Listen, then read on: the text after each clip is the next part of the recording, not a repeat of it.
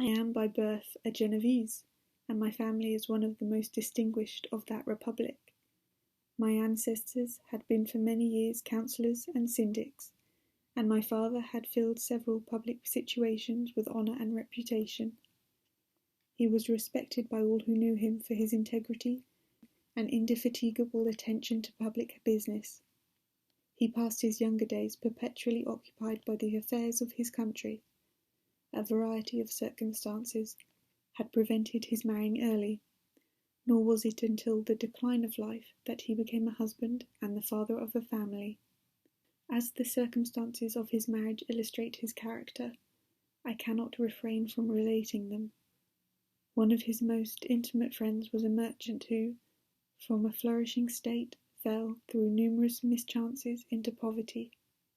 This man, whose name was Beaufort, was a proud and unbending disposition, and could not bear to live in poverty and oblivion in the country where he had formerly been distinguished for his rank and magnificence.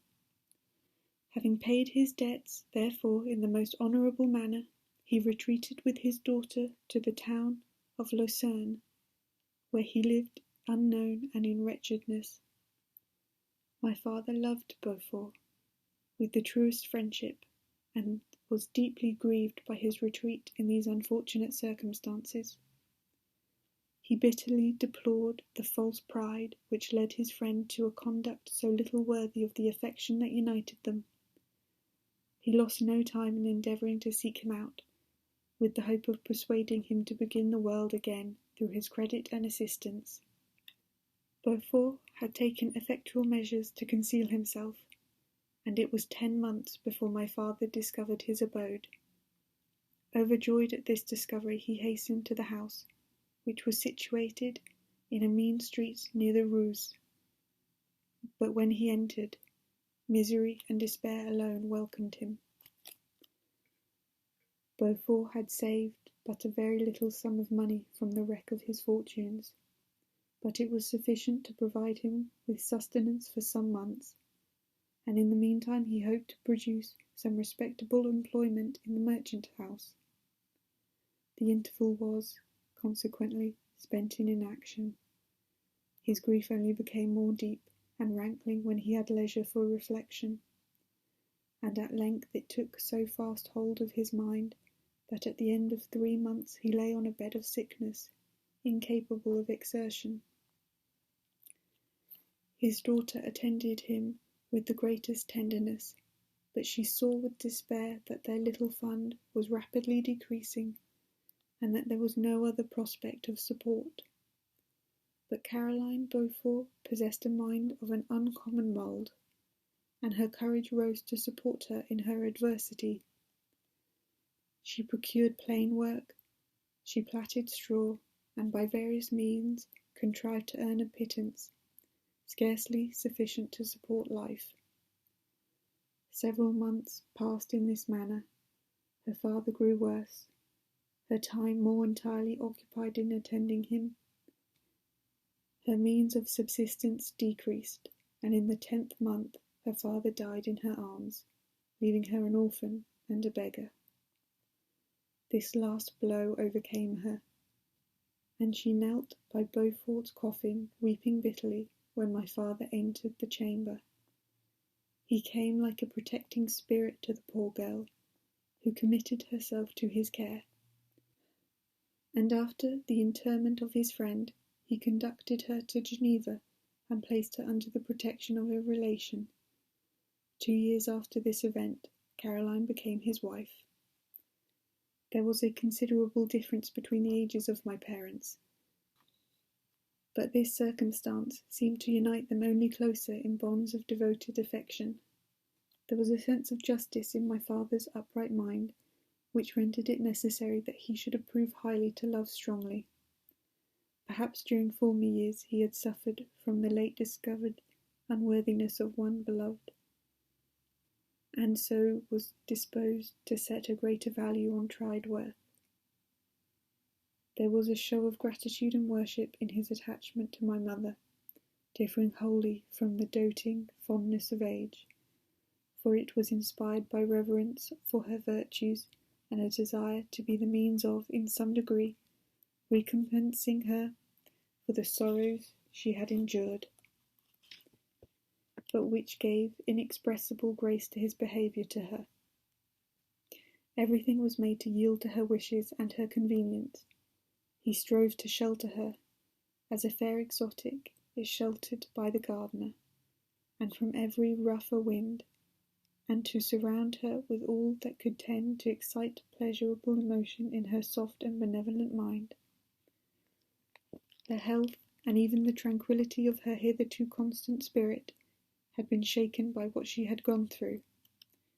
During the 2 years that had elapsed previous to their marriage, my father had gradually relinquished all his public functions, and immediately after their union they sought the pleasant climate of Italy, and a change of scene and interest attendant on a tour through that land of wonders as a restorative for her weakened frame.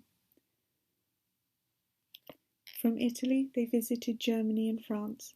I, their eldest child, was born in Naples, and as an infant accompanied them in their rambles. I remained for several years their only child. Much as they were attached to each other, they seemed to draw inexhaustible stores of affection from a very mine of love to bestow upon me. My mother's tender caresses, and my father's smile of benevolent pleasure while regarding me, are my first recollections. I was their plaything and their idol, and something better, their child, the innocent and helpless creature bestowed on them by heaven, whom to bring up to good, and whose future lot it was in their hands to direct to happiness or misery, according as they fulfilled their duties towards me. With this deep consciousness of what they owed towards the being to which they had given life, added to the active spirit of tenderness that animated both, it may be imagined that while during every hour of my infant life I received a lesson of patience, of charity, and of self-control, I was so guided by a silken cord that all seemed but one train of enjoyment to me. For a long time I was their only care. My mother had much desired to have a daughter, but I continued their single offspring. When I was about 5, while making an excursion beyond the frontiers of Italy, they passed a week on the shores of the Lake of Como. Their benevolent disposition often made them enter the cottages of the poor. This, to my mother, was more than a duty. It was a necessity, a passion, remembering what she had suffered, and how she had been relieved, for her to act in her turn as the guardian angel to the afflicted. During one of their walks, a poor cot in the folding of the veil attracted their notice as being singularly disconsolate, while the number of half-clothed children gathered about it spoke of penury in its worst shape. One day, when my father had gone by himself to Milan, my mother, accompanied by me, visited this abode. She found a peasant and his wife, hard-working, bent down by care and labour, distributing a scanty meal to 5 hungry babes. Among these, there was one which attracted my mother far above all the rest. She appeared of a different stock. The 4 others were dark-eyed, hardy little vagrants. This child was thin and very fair. Her hair was of the brightest living gold, and despite the poverty of her clothing, seemed to set a crown of distinction on her head. Her brow was clear and ample, her blue eyes cloudless, and her lips and the moulding of her face so expressive of sensibility and sweetness that none could behold her without looking on her as of a distinct species, a being heaven-sent, bearing a celestial stamp in all her features. The peasant woman, perceiving that my mother fixed eyes of wonder and admiration on this lovely girl, eagerly communicated her history. She was not her child, but the daughter of a Milanese nobleman. Her mother was German and had died on giving birth to her. The infant had been placed with these good people to nurse. They were better off then. They had not been long married, and their eldest child was but just born.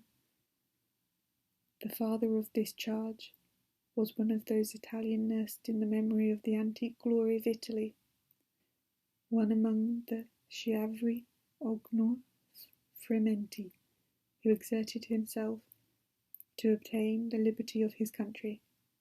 He became the victim of its weakness. Whether he had died or still lingered in the dungeons of Austria was not known. His property was confiscated. His child became an orphan and a beggar.